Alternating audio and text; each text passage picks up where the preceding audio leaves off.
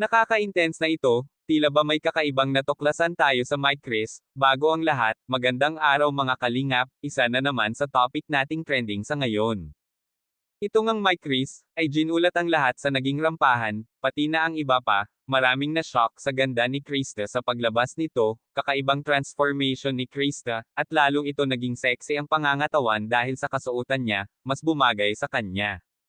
Naging presentable ang lahat ng mga dumalo, sa araw na iyon ay nagpakilala ang mga bagong mukha na pinili, sa kanilang ini-inders, at isa na roon si Krista at si Mikoy. Nakaka-proud talaga ang Mike Chris, dahil sa dinami-rami ng mga beneficiaries ay hindi inaasahan na magiging choice na mapagpipilian ang Mike Chris. May kakaiba nga sa napansin natin kay Mikoy, tila ba malagkit kung makatingin sa katabi ni Krista. Ano ang motibo nito?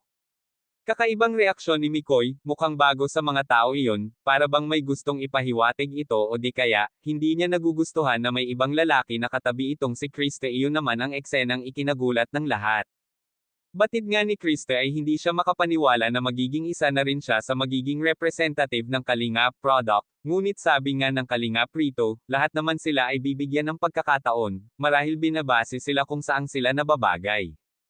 Siyempre hindi mawawala ang Mike Chris hanggang roon umabot ang kanilang pagpapakilig, tila ba sariling spot nila iyon at ibinuhos nila lahat ng kanilang makakaya para sa mga tao. Grabe, iba na talaga ang Mike Chris, walang pinapalampas na pagkakataon, napaka-confident.